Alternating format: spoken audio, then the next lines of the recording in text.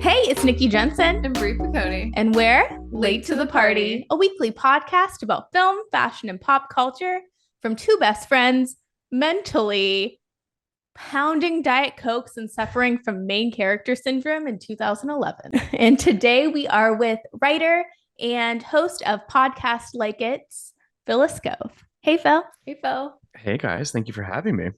Thank you for joining us. Yeah. and thank you for taking my suggestion to watch this movie. I guess that was a harrowing thing for you guys. Yeah. Now that I've just Mavised you and I've been like, it's all your fault. Yeah. Yep. I mean, listen, I think it's funny.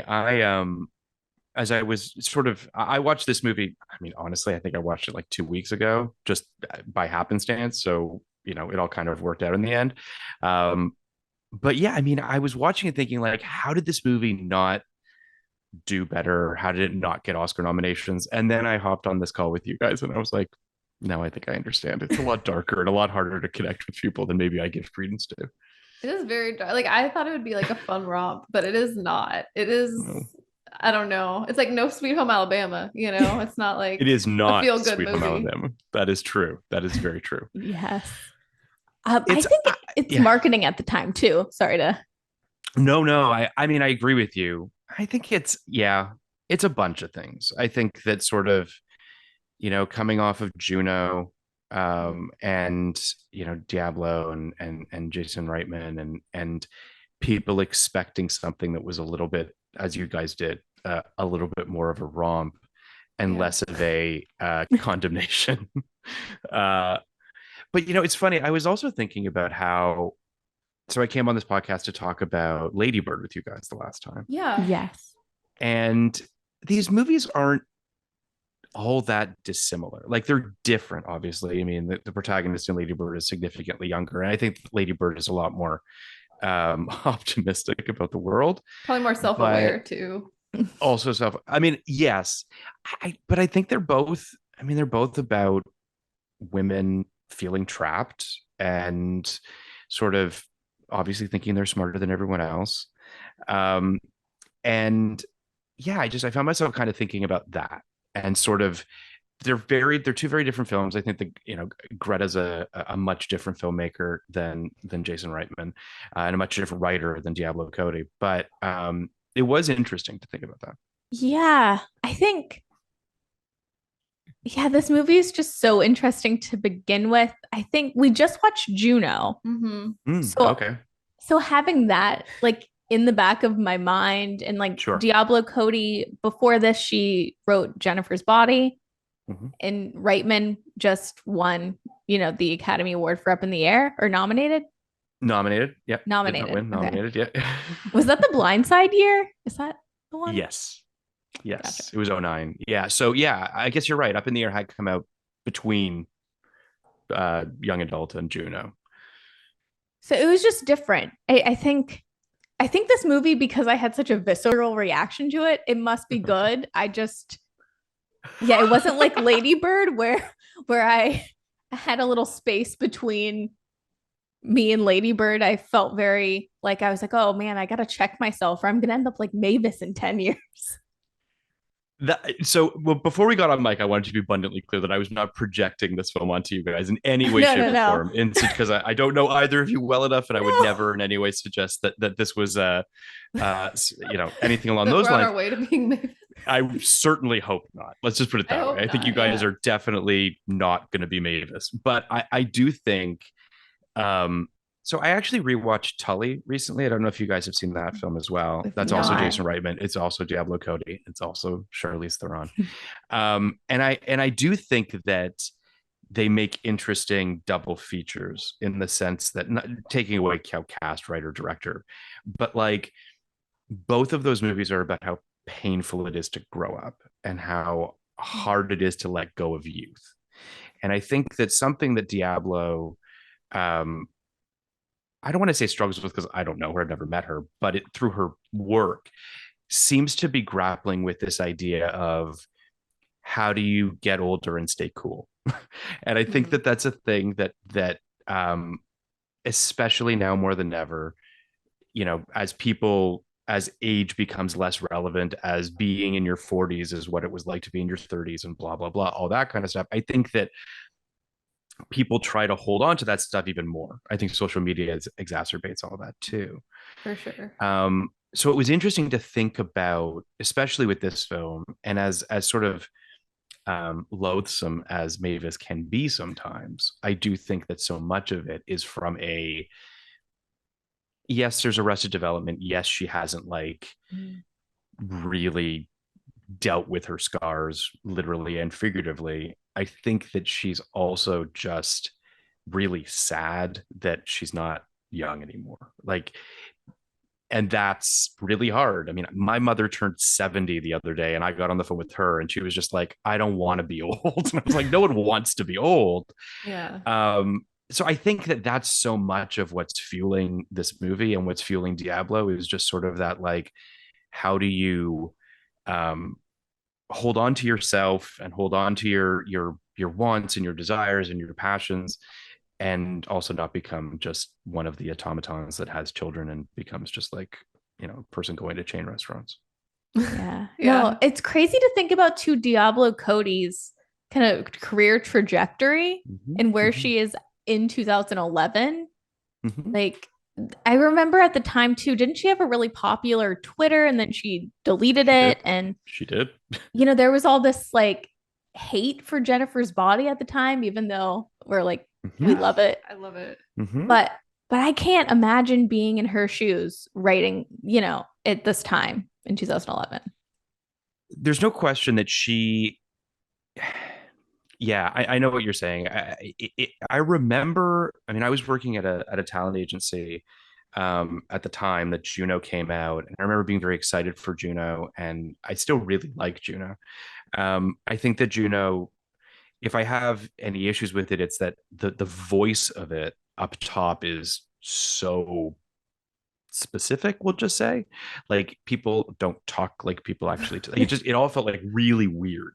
And then it kind of settles into itself, and I would argue that Diablo Cody's entire writing from that point kind of settles, and it becomes less sort of about, you know, burger phones and speaking in weird, you know, lingo, and it becomes about like people and fleshed out characters. And I would argue that's why she won the Academy Award for it. I think it's a wonderful film.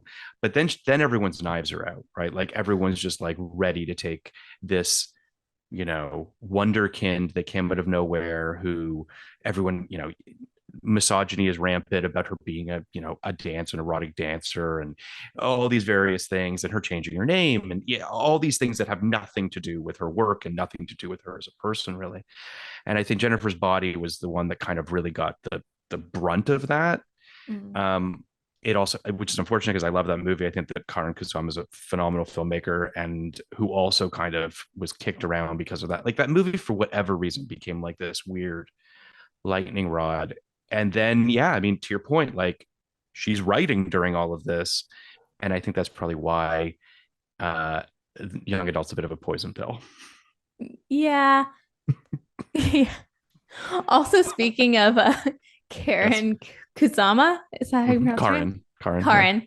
Oh my God, that's how I found out podcasts like it's 1999. Not to like fangirl a bit, but that episode of Fight Club is really great. She's incredible. It was really exciting to have her on, and she's a lovely person who I've, you know, as I'm sure you know, Ashley Lyle, who I'm a close friends with, co-created Yellow Jackets, and Karan directed the pilot, and so she's just really pretty spectacular human. Awesome. That's awesome. That, like, to me, like like you, I associate you with that type of content. I don't know. That's very kind of you to say. Yeah.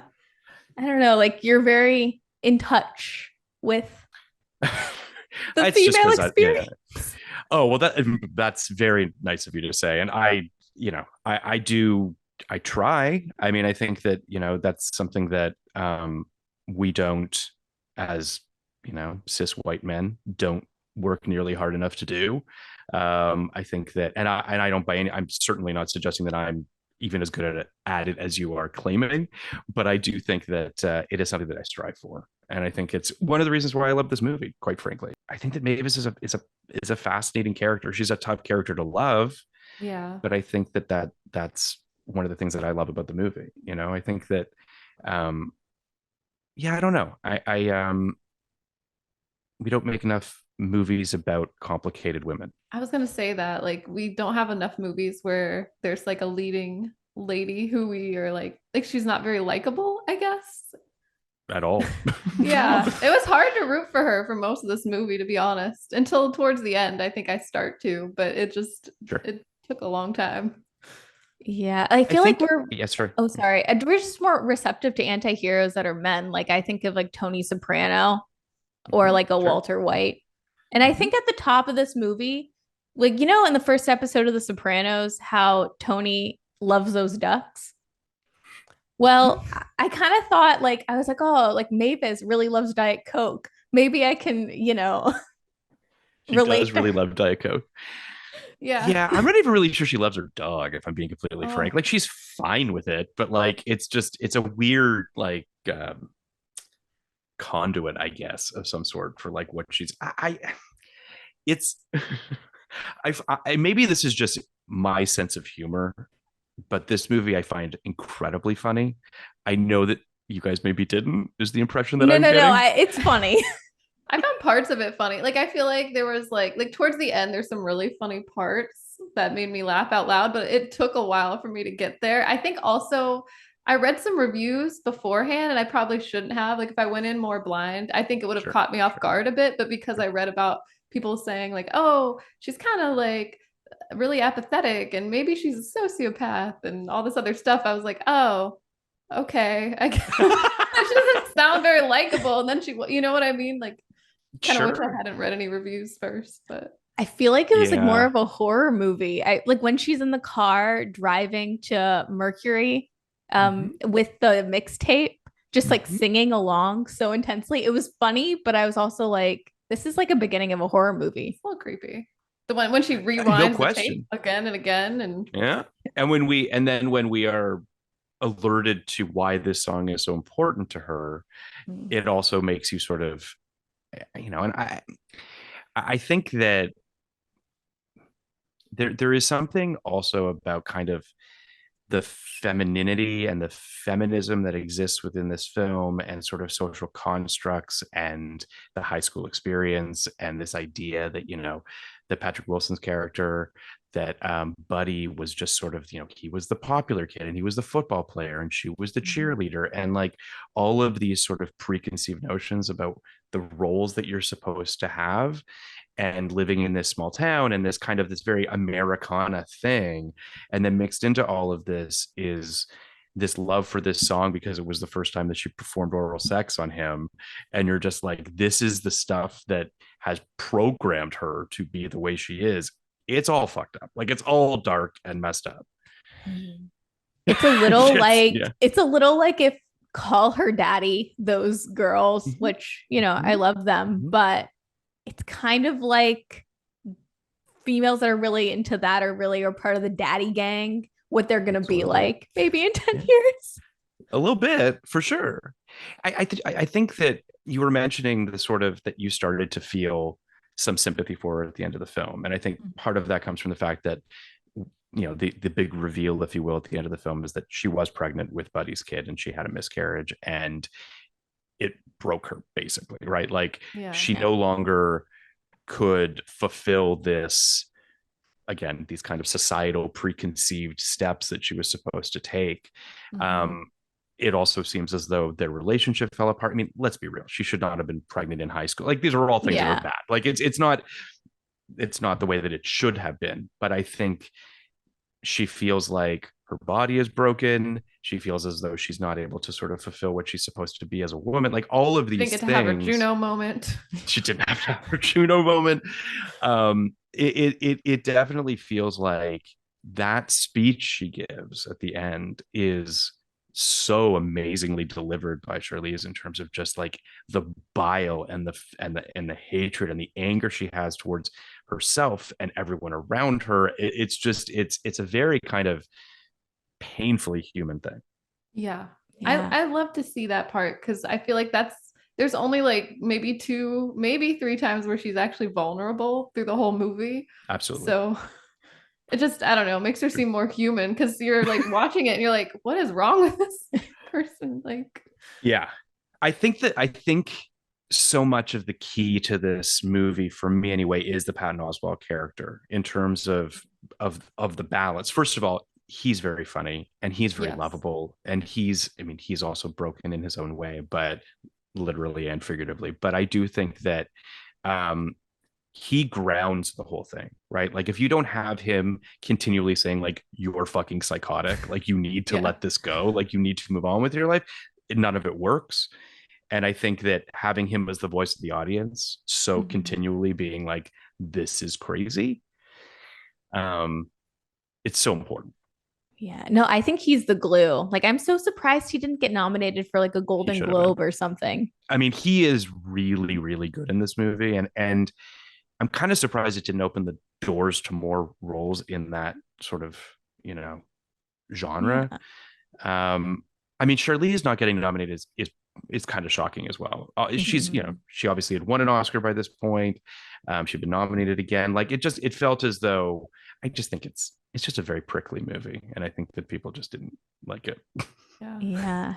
Yeah. I get that. But what are you like, what are your thoughts on Charlize Theron? Because I think this is the only movie I've ever seen with her in it. Like I didn't see Monsters Ball. Or Monster. Monsters Ball's Halle Berry. And I've seen that. And that still haunts wait a me. minute. Yeah, that's a very different movie. Both pretty harrowing. You haven't seen Mad Max Fury Road? Oh, I have. Yes, I have. Okay. So you've seen two Charlize Theron movies, I guess. I mean, she has an interesting career in her own right, and it is. I'm just pulling up her filmography, so there isn't anything that I forget. But I do feel like she's one of those performers that took a little bit to catch on, if that makes any sense. Like she's in a bunch of stuff. She's in sort of bit parts. I think her first co-lead is The Devil's Advocate, which is that Keanu Reeves Al Pacino movie, which is, I mean, it's fun, but she doesn't really much to do in it. She's in The Cider House Rules, which is just a bad movie, which I don't think. I've seen it. I've seen it. Okay, there you go. So you've okay. I'm trying to think of other. It really isn't until Monster, which is the same year as the Italian Job remake. She obviously wins an Academy Award for it, and I would argue it's a whole. I mean, this is a whole thing in of itself of like, why does the Academy take her seriously when she puts on a bunch of makeup to make herself look like a different person, or ugly, or what, however you want to call it. So there's that whole thing. She is very good in that movie. I think it's a good movie.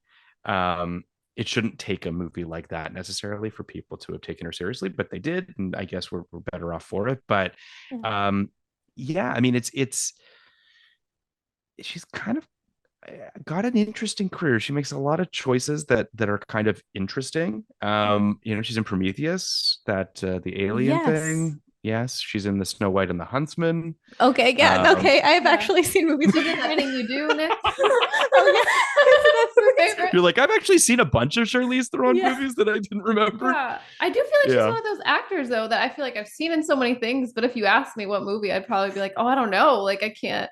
Sure. She disappears into roles a little bit for sure. Yeah. I mean, Mad Max Fury Road's a perfect example of that. Like she shaves her head and she's got that crazy black sort of like spray painted, like she's incredible in Mad Max Fury Road, obviously. And she's good at, Atomic Blonde. She's very good in Tully, which I highly recommend you guys check out as well, which I think you'd really like. Love Long Shot, which came out a few years ago, which is one of my favorite rom-coms of the last few years. I've heard good things. It's very good, and it's actually funny. You guys might actually think that one's funny, but yeah, I don't know. This is probably in my top 3 favorite performances from her. I think that she's so committed to making this truly spiteful person come to life for good or bad. I don't know. Yeah, no, what really about Mavis, what strikes me right off the bat, which I think we should talk about, is in the beginning of the movie, she is gets the invite to the baby naming ceremony and like prints it out and shows it to her friend from the city. She also like stares at it for the longest time on her own, which is a little bit scary. Yes, but then like she talks to her friend about it, And the friend is like, isn't this extreme? And it's like they're not even having a conversation with each other. It's just like, I don't think I've ever seen that on film before. And I'm fascinated by it. I'm also fascinated by her fashion and her obsession with the Kardashians because she's like 2 years behind what's currently trending. It just blows my mind. I mean, when we meet her at the top of this movie, I would argue she's one of the more pathetic characters, and just in general. Like, she seems to be kind of stuck in this, this loop, this vicious circle of sort of ghost writing this shitty YA book series that's coming to an end, and she doesn't really know what like, I think that's also part of this too, which is that, like, she's reaching the end of the road when it comes to this profession that she's had for as long as she's had it. So there's that kind of grappling with, like, where do I go from there? Just that her apartment and her way of life, it's like she's just, I don't even know. It's like she's just she's given up. She really does feel like she's good. It's like she's squatting. It's like she's not even like really living there. It's like when you scroll through TikToks all the time and then crash. Am I right? Like bed rotting, I guess. It's kind of like that. It's also just like the TV's on, but she's not really engaging with it. Like, it's just there. Yeah, it bothers me. That's a good episode of Keeping Up. Oh, is it? Okay, that's good to know. I feel like the other thing, and this might be a generational thing for you guys, because I'm sure you don't use printers anymore. This is probably not a thing that you guys even like do. Sometimes you don't have one in your home. You don't have like a right. You haven't had to like buy ink cartridges, I'm assuming, in a very long time, if ever. Let's just put it that way. It's been a long time. It's been a beat. When I was in high school, those ink cartridges were expensive. And they probably still are, for that matter. And you would always run out of black first, like, because black is what you print your text on, right? So the way to kind of trick the cartridges into using other things was what she does, which she spits on the ink cartridge. Done that? That's a real thing. Wow. In order to get it to use the other colors. So that's why, like, the printout of the baby's face is all fucked up and weird and all these different colors, because she's run out of black ink.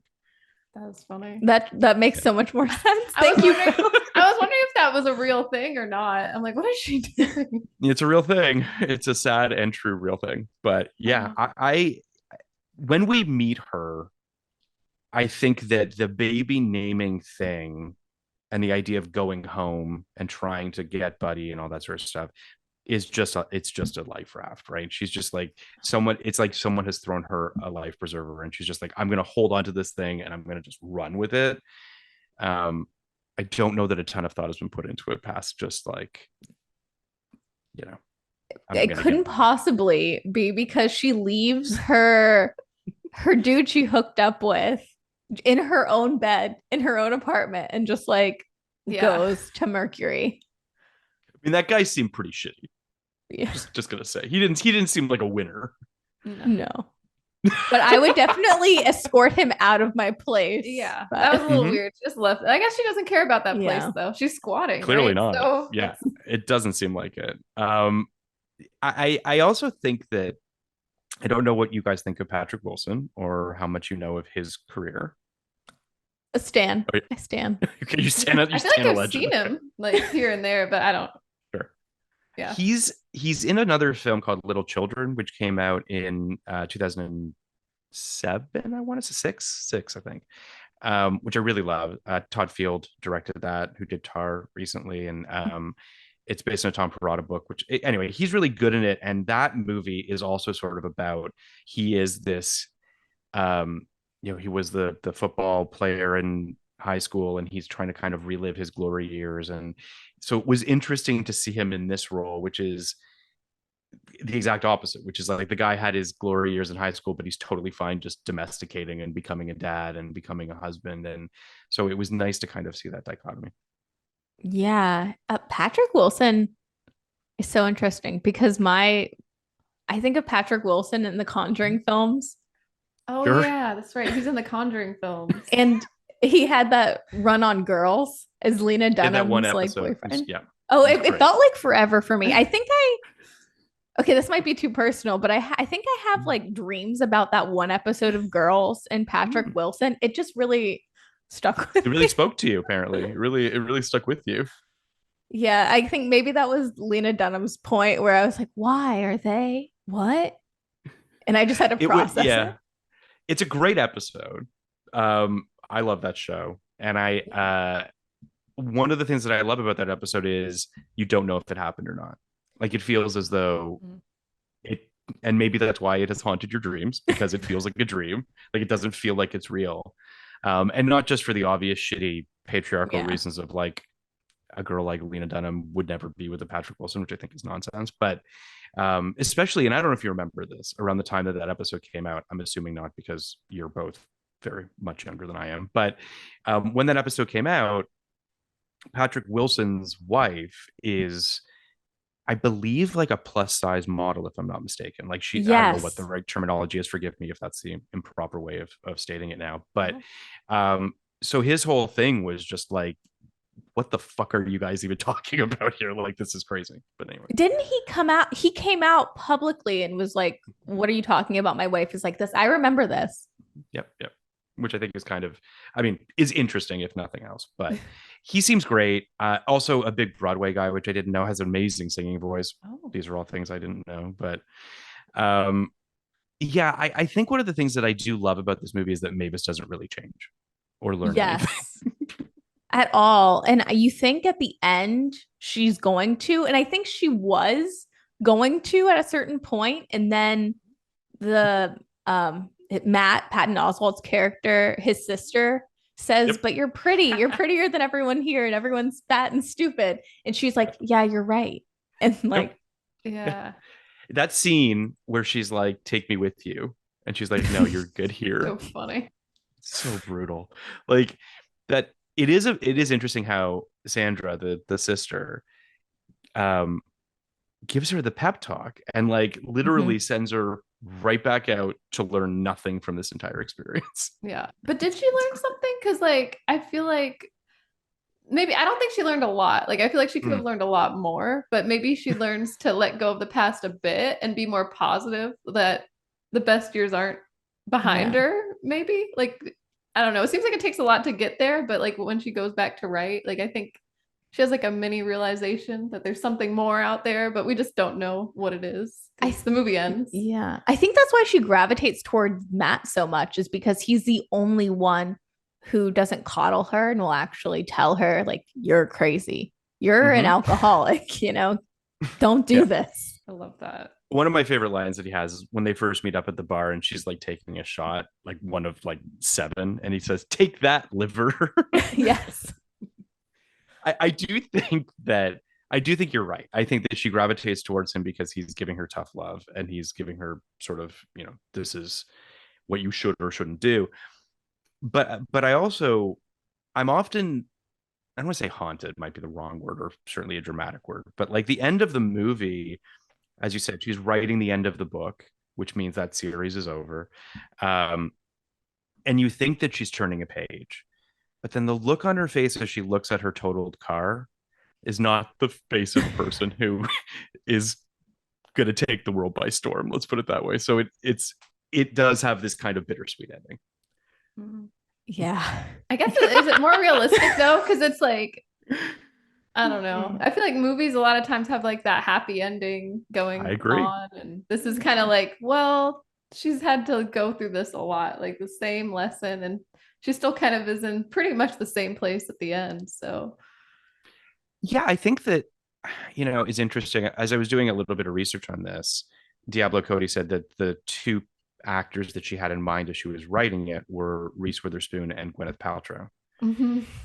And it's a very different movie with them, right? And it's not to say that I don't think that either of them could have done it, because I think they actually both could have done a great job. And it might have been, I don't want to say even more interesting, but it would have been, I think anyone who sat down to watch this movie, knowing what they know about Charlize Theron, had to know that like they weren't going to get a cuddly movie, right? Yeah. Whereas if you sat down to watch a Reese Witherspoon or a Gwyneth Paltrow movie, you might have expected something that was a little bit more accessible.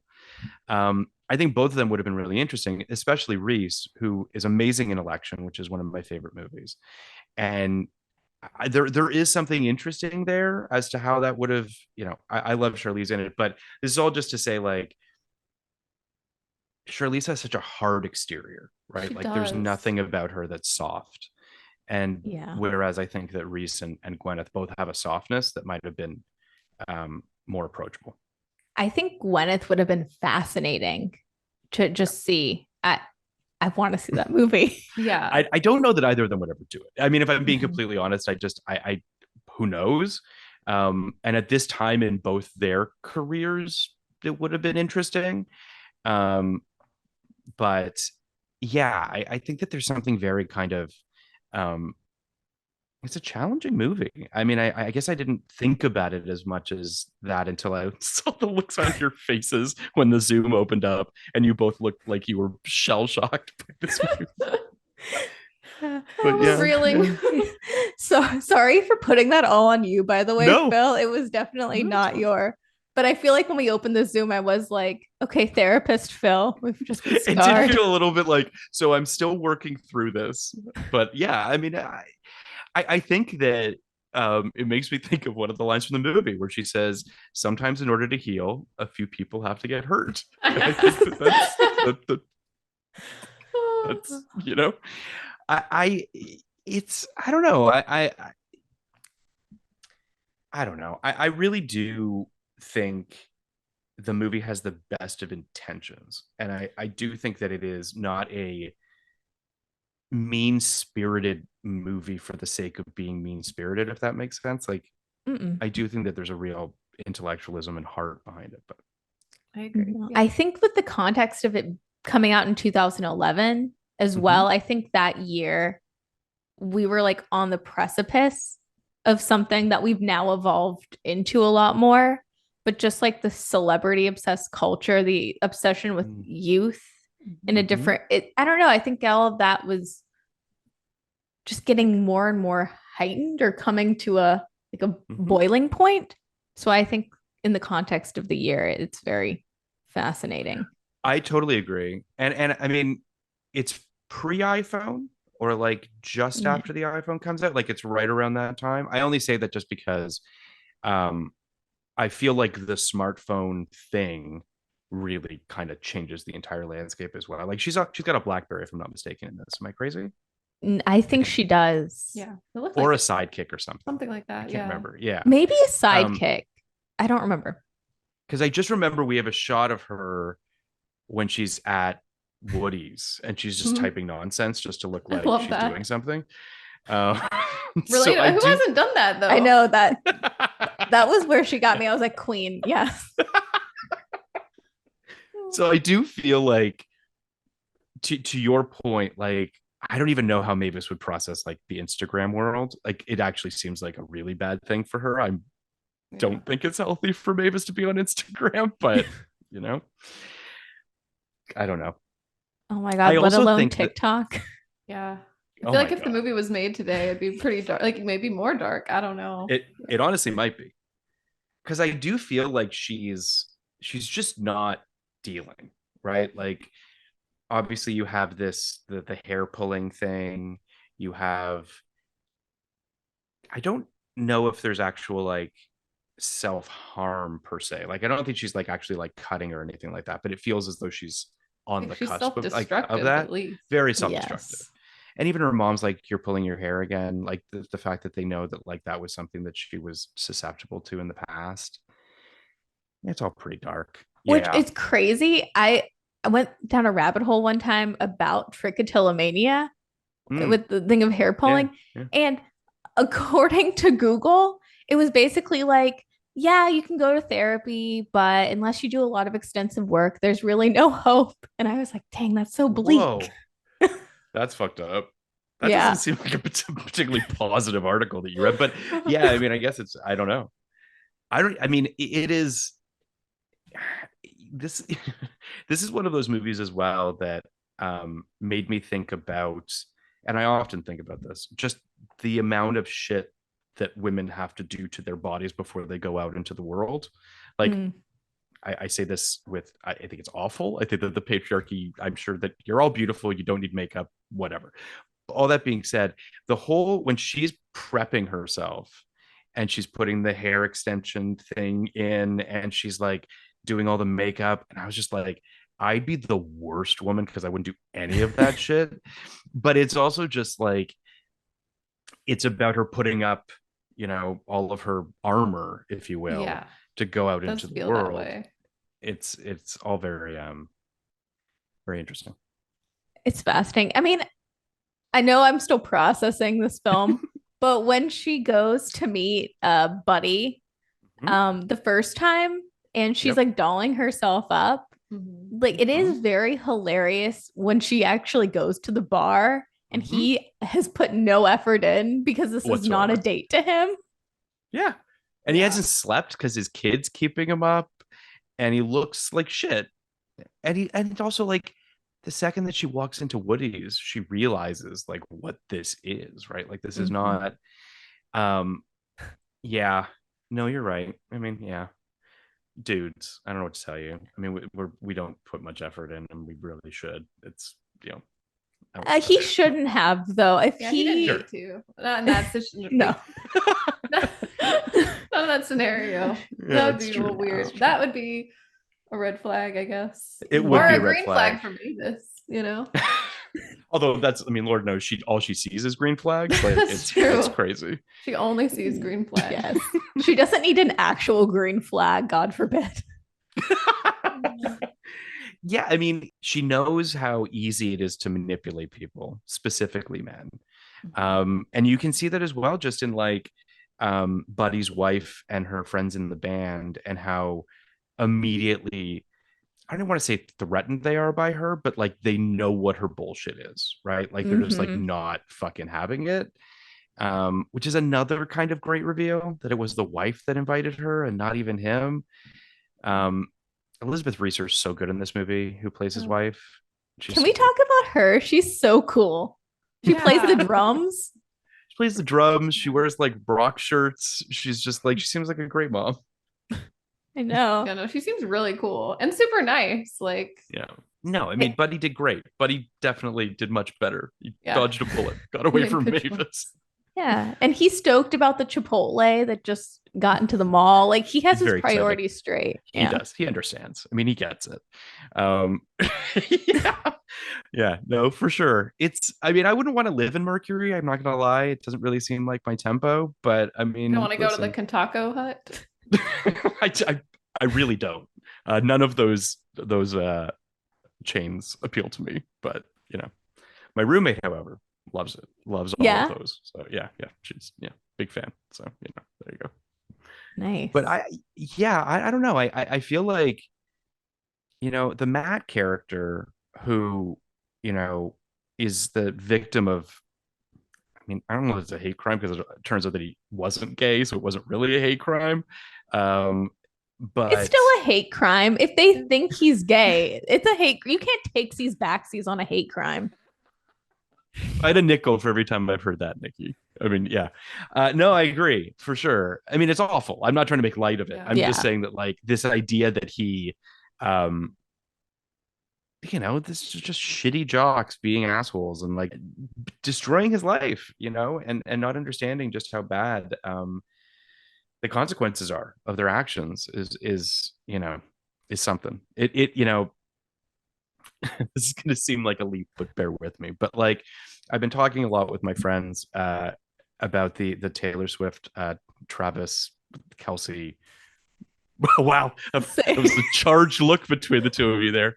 Same about it too. Yeah. Okay. So I was talking with my friend about this, and listen, I love Taylor. I consider myself a Swiftie. I'm in no way suggesting that but we were picketing at SAG. I was picketing with my friends who are actors for SAG the other day, and I asked my friend, who I know is a much more hardcore Swiftie than I am, and she went on this whole thing about but like, it's great and she's happy, and I was like, listen, we just don't need another football player getting the girl. Like we just don't. As far Yeah. as in my humble opinion, it just feels like, Yeah. and I get it. Like, listen, he's tall and I'm sure he's athletic and I'm sure she's just happy to, I don't know, climb a man like a tree, whatever the case might be. I think that might be, and that's all fine and good. And I don't begrudge her any of that. But I do think that there was a part of the Matt inside me that was just kind of, really, another fucking football player gets to be with the popular girl. Like, it almost just feels counterintuitive considering all of her music. It's like, where's the girl from You Belong With Me from that music video? She wouldn't be with the fucking football player. But anyway, that's whatever. No, I was thinking it. Thank you for saying this, Phil. I feel seen. Do you feel seen? Okay, Phil, that's good, I feel but... seen. Oh, for 1 second, I just heard discography in the last 15 years, like especially the last 5, would indicate that she thinks and sees the world from a different way than just like the pretty tall blonde girl that sang country. Yes. So just to be with like I don't know. Yeah, this is, and listen, just for what it's worth, he seems like the best possible version of this, right? Like he's pro vaccines, he's all for the LGBTQ community, like all of these things. Like, I don't mean to suggest that he checks the boxes. He checks the boxes, right? He's not just some Neanderthal football player, although he might be, spoiler, but it doesn't matter. My point is that it made me think about Matt Freehoff, you know what I mean? And this guy who was beaten up by a bunch of bro-y jocks, and this idea that that Taylor would in any way, shape, or form be even remotely interested in someone like that kind of hurts me a little bit, but that's, whatever. It's just so boring. Even when she's with vanilla, like British boys, that's also so boring, but I'm a Gaylor, so. Which, I mean, listen, that's a whole rabbit hole in and of itself, which, listen, I don't dispute that could be a thing. Like, let me put it this way. I think that Taylor's kissed a girl. Now, I don't know if it's gone anything past that. I don't know that Taylor's actually found herself in a relationship with another woman. Karlie Kloss. She might have. I mean, maybe. Maybe. I am much more on the Diana Agron lane than I am on the Karlie Kloss lane. But she did get that tattoo removed, Diana Agron. She did, but she had it. So, I mean, listen, there's more evidence towards, I say, the Diana Agron thing than there is towards the Karlie Kloss thing. But all this is to say that, like, there is some legitimacy to Gaylor. I don't think it's nothing. Yeah. I think there's something to it. Yeah. I think there's something to it. Yeah, for sure. No, I can see how the Matt character. Yeah, I get what you're saying. Also, like, I think Mavis maybe would have, if she wasn't so scarred by what happened in high school and so like, this was the best version of me, maybe she could have her folklore kind of moment. It is true that Mavis is just no good at learning. And I don't mean that in a literal sense necessarily, but I just do think that she's just very frozen. She's like frozen in carbon from like when she was in high school. It's pretty amazing. It's like when Matt tells her, when she's like, I gotta tell you a secret, and she tells her plan to get Patrick Wilson's character back, and he's like, you need a therapist, don't tell this to anyone. Like, do not tell this to anyone. Yeah, I mean, I think he genuinely, it's like there's a great line that he has that I wrote down here. Well, first of all, I love when they meet at the bar and he says, I think we went to high school together, and she says, at the same time. Yeah. So he's so much older than she is. But no, it's the guys like me are born loving women like you.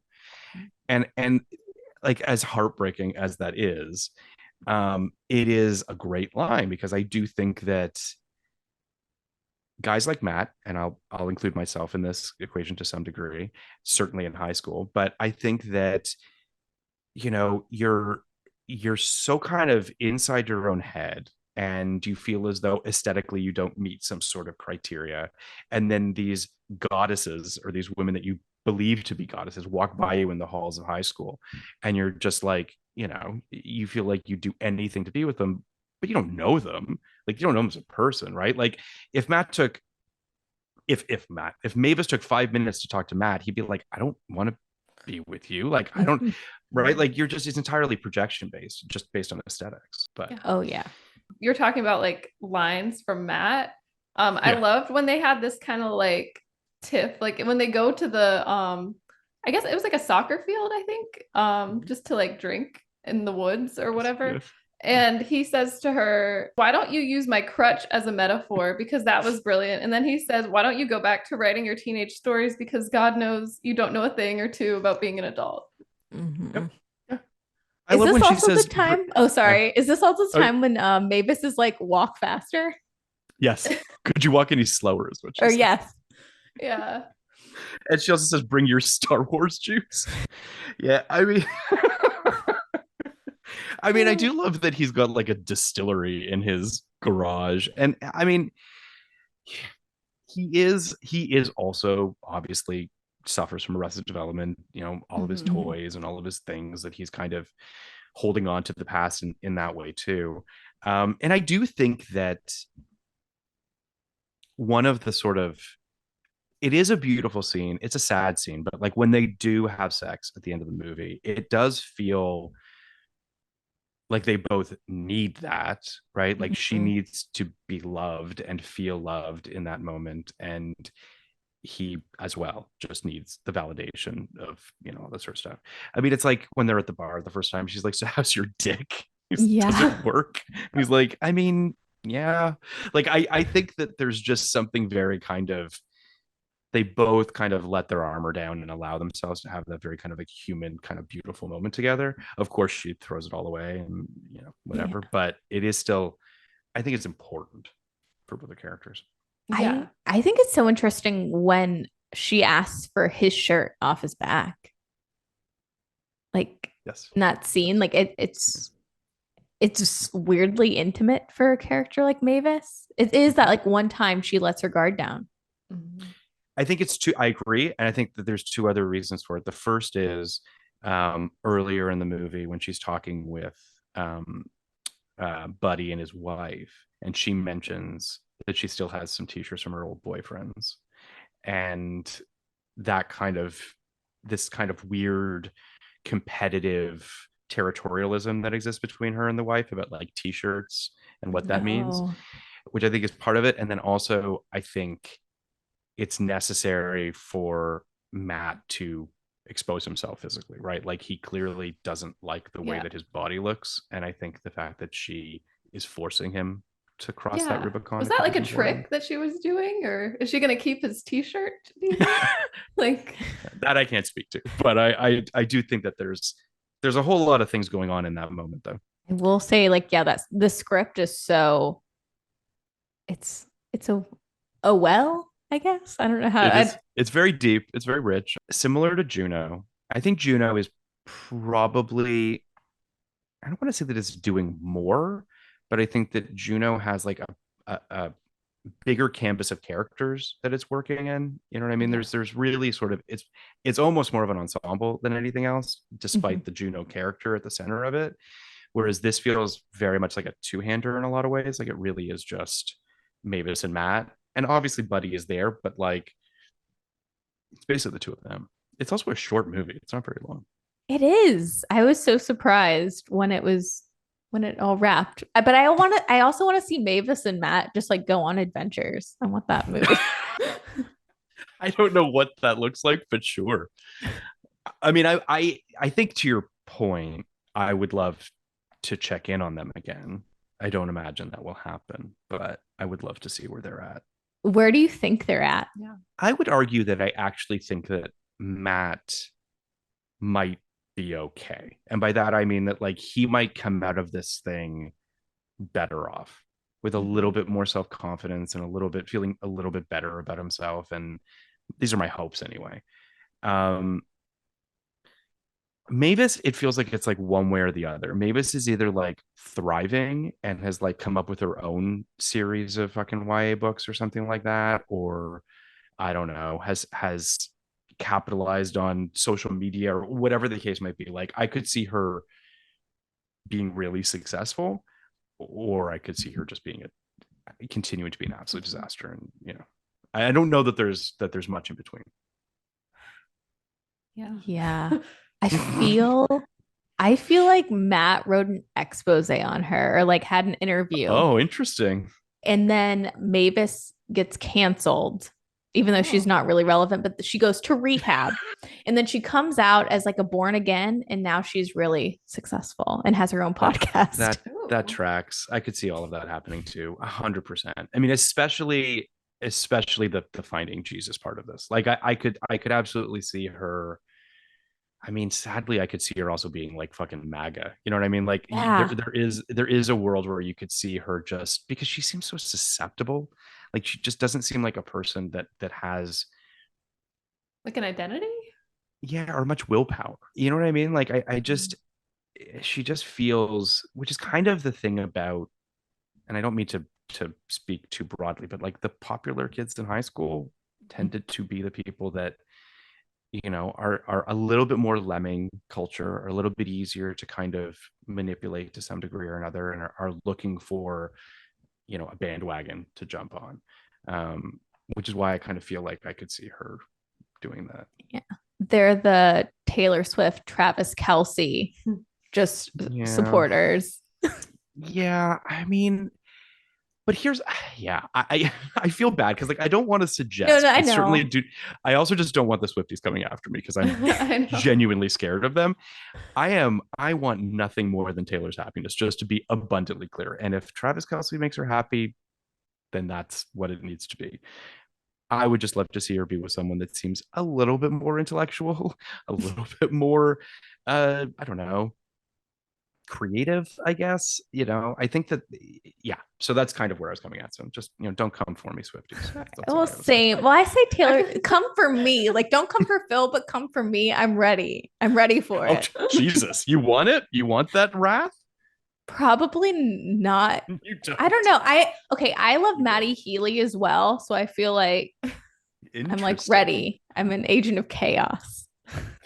I don't know how you could like him, but that's a whole other. I mean, that was what a friend of mine said to me the other day. She's like, Travis is better than Maddie Healy, and I was like, these are my options. Like, this is what I have to choose between. Like, I mean, I don't even. The whole Maddie thing is just gross, and like he seems like dirty and gross to me personally. The guy like needs to take a shower and stop, forcing himself on women. I get it. I mean, I don't disagree. That's where I land on him. But I mean, I don't know. Taylor's she's made some interesting choices in men, and she's made some interesting choices in first singles off of her albums. I would say that both of them are questionable at times. For sure. We can't have it all. If that's like the one thing, like we can't have it all.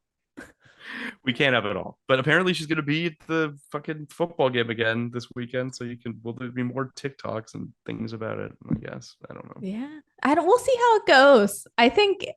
What if he loses? Yeah. No, that's what I was thinking too. What if this backfires?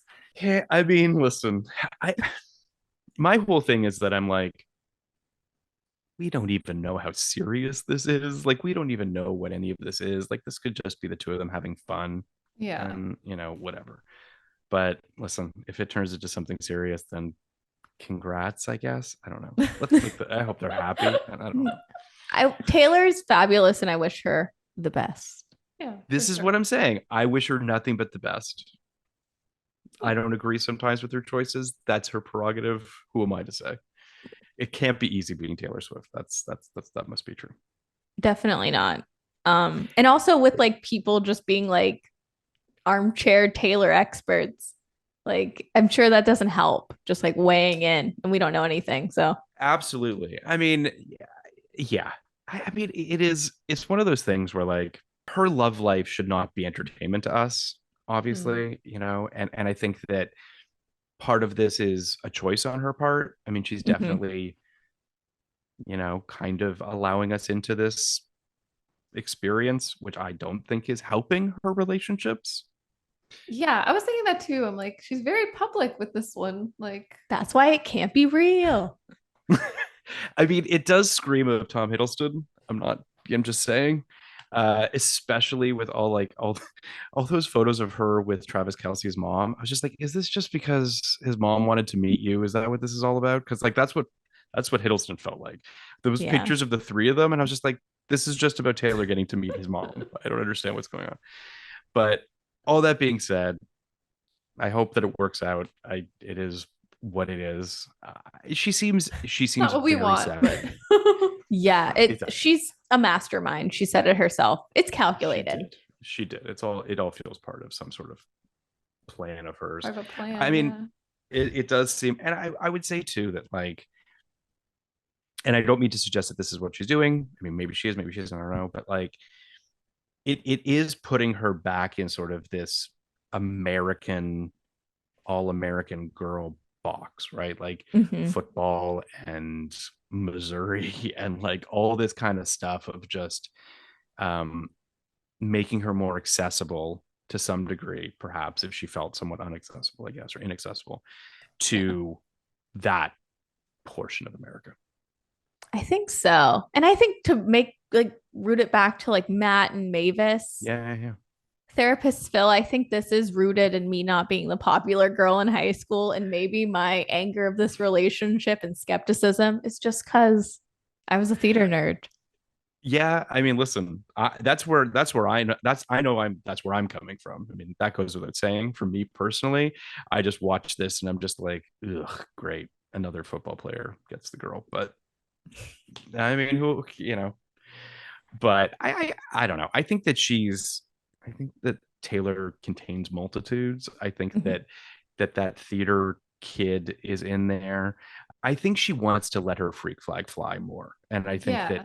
that she can't sometimes, and all of that. But yeah, I don't know. I'll tell you one thing that I know off mic, but I'll just say that like Okay. I think she wants to be maybe a little weirder than people let her. Oh yeah. Oh, yeah. Oh, can we talk about the baby ceremony? Like the naming ceremony? Sure. The best part of the movie. uh Wait. yeah, what about the baby? Like what, the outside part when like Yes. sure. When they spills the wine on her and it turns into a fiasco, yeah. When Mavis calls Beth, like she's like, "You bitch, you did Yeah, this to me." you I did love this the to me. build up too. Like Mhm. beforehand Yeah. in the kitchen, like you feel like when she throws back the maker's mark, you can sense Yeah. that she's about to cause trouble. Like you just Mhm. know. Absolutely. Yeah, there's I actually have the line where she says, um, mother, I'm trying to tell a story here. Yeah, buddy got me pregnant in 20 and we were gonna keep it and we were gonna have a little baby and a little naming party and a bunquarium, all of it. And then 12 weeks into it, well, I had buddy's miscarriage, which I wouldn't wish for anyone. Maybe if things were a little bit more hospitable down south in my broken body, Buddy and I would be here right now with a teenager and probably even more kids because we found each other. Always, right, Jen? Tell them. Like, I think that like that's the whole. I mean, obviously that's the movie in a nutshell of just her feeling as though she's broken and no one loves her and no one wants to be with her um And then the it's drums start and playing. then the drums and then the garage door opens and the drum incredible.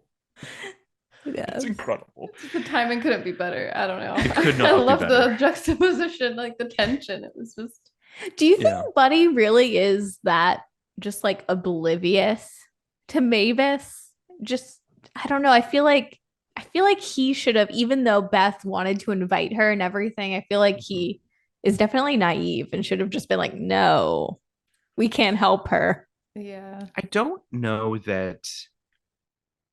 don't know how sort of intense Mavis was back in the day. Right? Like I don't know how contentious or tricky their relationship was before she left town, right? Like I'm sure that the miscarriage was tough and I'm sure that it was hard on both of them. Um, but I don't know how sort of broken everyone knows she is. But to your sort of the grander question of like how oblivious is Buddy to all of this, like I think he wants to believe in the best. I think he thinks that he's got a very kind of like Midwestern, Minnesota nice kind of component to him of just being like, I can just kind of smile my way through this and then she'll go away and it'll be fine. And I don't think until the kiss that he really feels any sort of like, oh, she's still has feelings for me or anything like that. And then obviously they have their confrontation prior to the baby naming ceremony where he like lets her have it and says like, this is never going to happen. But the funny thing is everyone else seems to be in on it, right? Like the mom knows that she's like, and the friends of the wife know, like everyone seems to be in on it except for Buddy. Which is also funny. Now that I'm coming around to it, that is funny. I mean, there is some humor to that.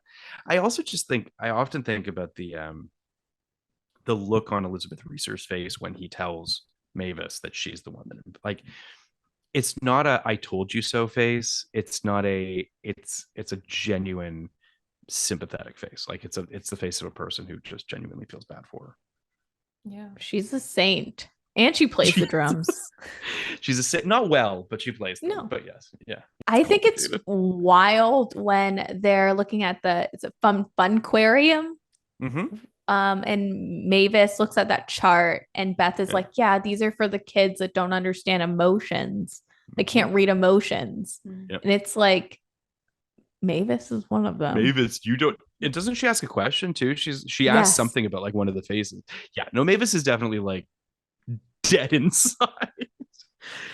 She's a real problem understanding people's emotion. I mean, it's even just like the look on her face when she's holding the baby, right? Like she's got just genuine kind of disdain and a lack of any kind of maternal instincts. But again, I think that's all projection. I think that's all just like, you know, if she had the baby back in the day, she would have fucking figured it out, you know? Yeah, she still would have been. I don't know. I feel like I get where Mavis is coming from, but it would never have turned out as picturesque. Hindsight is, what is it, 2020? Correct. And that wasn't a good year. So now we know. Well, but you know what 2020 stands for, right? No. It's eyesight. Yes, yes. When you 2020 vision, that means both eyes are perfect. That's all I'm saying. Oh, well. So hindsight being 2020 is to say that hindsight is perfect vision. I don't mean to explain this to you. Now I feel like I know, but I'm saying like 2020 was a bad year. So maybe 2020 was a bad year. Bad for everybody. No good, very bad. Let's never do that again. Yes. But yes, Yes. Yeah. It was just a bad joke, you know. I was like looking at that and none of it would play on my part. part or your part. It was all similar to 2020. It just didn't really work. Yeah. But no, I mean, I do think that I hope that Buddy and his wife and his kid are doing well. Yeah. I don't know. I'm sure they are. Yeah. Like, right. I don't know. I don't think Buddy is as affected from their like high school relationship or anything. Like, I'm sure he moved on a long time ago.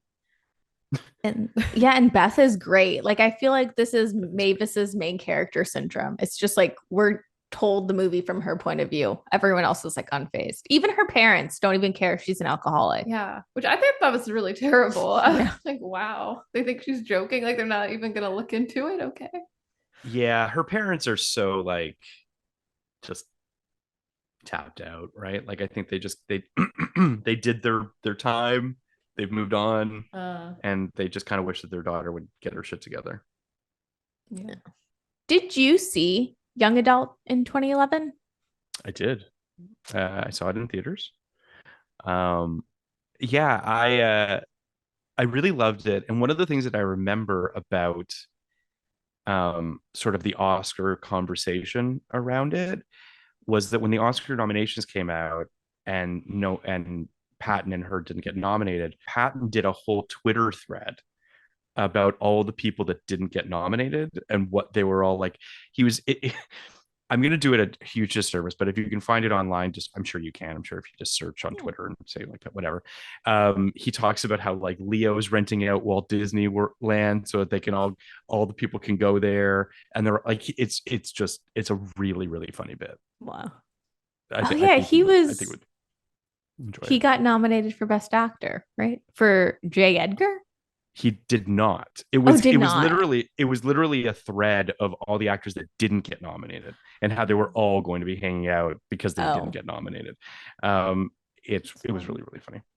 It's crazy how that, like, there's just some blips in my mind where I'm like, yeah, Patrick Wilson was on a whole season of Girls, and Leo DiCaprio was nominated for J. Edgar. Don't know why. I mean, but he might have been nominated. I don't think he was, though. Was he for J. Edgar? Now I'm looking this up. I don't think he was. I mean, you might be right. I don't. That was remember. the artist year, though, right? The artist won Best Picture. It was the artist year. Let's see. List of nominations for Mr. DiCaprio. What's Eating Gilbert Grape, The Aviator, Blood Diamond, Wolf of Wall Street, The Revenant, and Once Upon a Time in Hollywood. Those are his nominations. Yeah. So, no J. Edgar. See, that year I was all about Bridesmaids, and that was it. Which also didn't get it. I mean, only got 2. I think it was Melissa McCarthy and screenplay. Yes. I think that was it. Yeah. Good enough for me. It should have been so many more than that movie's perfect. That movie's the best. Kristen Wiig acts like Mavis for 2 seconds. Yes. In that movie. Well, when she's drunk and she walks into first class with the sunglasses on. No, when she's like kicking the cookie. Yeah, the cookie. And she's like, who takes their lady friends to Paris? Lesbians. Yeah, it's the cookie's incredible. Her like punching and kicking the cookie, and it falls. It's phenomenal. Yeah, that was my young adult. I think when I popped it on the other day, I really thought I was getting Bridesmaids. Yeah, that would be a little more later moments. Yeah, there. I'm sorry, guys. My apologies. That's all good. I still enjoyed it. I mean, I still think it was a really good movie. Yeah, what did you think of it, Brie? I don't know. I enjoyed it. I mean, it just makes you think. I mean, it's makes you not want to check out of your life ever. Like, I don't know. What did you think, Nikki? It was cringy, but it like hit me in a place. I'm never gonna forget this movie. And the Charlize Theron performance and Patton Oswalt are great. And I think it after, like, I'm a big fan of Diablo Cody's work, like what I've seen, and it's so different than Juno and Jennifer's Body. So now I want to see Tully. Now you guys need to watch Tully. I think Tully is, I think it's an easier watch first and foremost. Like, it's not, I mean, it'll make you never want to have kids, but that's kind of neither here nor there. I don't know if you guys want to have kids, but no, thank you. But yeah, it's Mackenzie Davis is in it. She plays the titular Tully. Yeah, I really like it. I think it's a really nice, interesting movie. It's a kinder movie. This movie's not kind. This movie's pretty mean. Yeah. Which I respect it for. I really respect this movie. Same. I love it. I rate it 8 out of 10 Diet Cokes. What are you, Brie? I'm trying to think. I'm gonna say maybe like 8.5 out of 10 burp cloths. What about you, Phil? I mean, Jesus, I don't even know. I definitely would give it. I'm trying to think of something clever, but I'm just gonna say 9 out of 10. Cokes or whatever the case might be. I think that I really do think it's one of my certainly one of my favorite films of that year. A year that was kind of weird and kind of weak, certainly at the Oscars. Like, thinking about those nominees, I'm just like, most of those movies like just straight up don't exist. But yeah, I really wish more people saw this movie. So I hope that people will check it out. Yeah, no, I agree. Also, it is like the precursor to Girls. Now that I'm thinking about it, like a tone, just something in that. I know it's not like Girls, but it is this people in Arrested Development kind of. Sure. I don't know what you would call the content, but like it just evokes the same feelings in me. Yeah, I mean, I think that they're both about existential crisis, and they're both about I mean, obviously Mavis has aged out of the age of which it's okay to be kind of unsure of what you want to be doing with your life and kind of aimless and what have you. And girls is obviously like, right in there. It's like sort more of, acceptable. yeah, and steeped in that. But I agree with you that they're both kind of similarly about, women trying to figure out who they want to be and why they want to be that. And yeah, I mean, Mavis just has not figured that out yet. That's for sure. For sure. Well, Maybe she will. I like to take a hopeful message from this movie. I don't know if that was the intention, but I'd like to think it's hopeful at the very end. yeah. Where do you think Mavis is going to end up? I don't know. Maybe she'll do something different, or maybe she'll write about something she wants to write about. I think she needs to do a lot of soul searching. So maybe she'll just, I don't know, shake things up. I don't know what she's going to do, though. It's hard to tell. Like, we don't know anything. I feel like we still don't know much about her, like, as far as like what she likes, like her interests or anything, or who she is. Like, I feel like she has to find that. So maybe she'll, I don't know, go on a journey and have some fun. Cause Yeah. we know she likes Diet Coke and Maker's Mark. So like, yeah. I mean, Maybe the only she'll two things she likes. Yeah. Yeah. Maybe she's doing TikToks for both of them and just She's spawn. sponsored. Yeah. She also doesn't seem like, I mean, this isn't a particularly sexual movie by any means, but she also just doesn't seem like a person when she talks about it, or even like just, she clearly hooks up with that guy at the beginning, but like it seems completely, passionless or whatever. Like it feels like she's just going through the motions. Like I do feel as though, sort of coming back to the applying all the makeup and applying the armor and whatever, like I really think that she sees her body as like a vessel of some sort, as opposed to like just this thing that she's in, as opposed to something to enjoy and something to, but yeah. Yeah. It's true. Yeah. I don't know. Me just trying to make it positive. I guess there's not really a great way. I don't think you're wrong in the sense that the movie ends at a crossroads for her. Yeah, and it's I like think that's it's not like, I don't think that the movie ends definitively one way or the other, intentionally so, but I also think that you have to work maybe a little harder for a happier ending. And I think that another reason why this film probably didn't connect with people is that it doesn't have that sort of overtly hopeful ending. Yeah. I mean, she doesn't really destroy the whole town, and she doesn't really destroy herself. She's already That's a low bar, man. That's the lowest bar I've ever heard for a movie, which is that, or a character. She doesn't destroy the town and she doesn't destroy herself. This is true. She doesn't do either of those things. Yeah. Came close, but yeah. She comes close. Yeah. Well, yeah. It's true. It's true. And that's young adult. There you go, guys. That's young adult. I know. Thank you so much, Phil, for being on again. Yeah, thank you for the recommendation. Yes. I promise the next time I'm on, it will be for something happier. And yes, so we'll do that next time. But you what are I'm welcome excited anytime. Oh, go ahead. Well, I was gonna say, you guys are coming on my podcast to talk about two very, I don't know what the right word is, divisive movies, we'll just say. You're coming iconic. They are iconic. Some might say for the wrong reasons, but they are iconic. Garden State and Elizabethtown, two movies that I'm very excited to talk with you guys about. Two movies that, quite frankly, I don't think I could convince anyone else to come on to talk about. So I am so excited that you guys. Well, no, we're like immediately we're like, yeah. This is why I'm excited to talk with you guys about it, because first of all, I'm obviously excited to unpack Manic Pixie Dream Girls with you, because these are the two totems of that is for sure.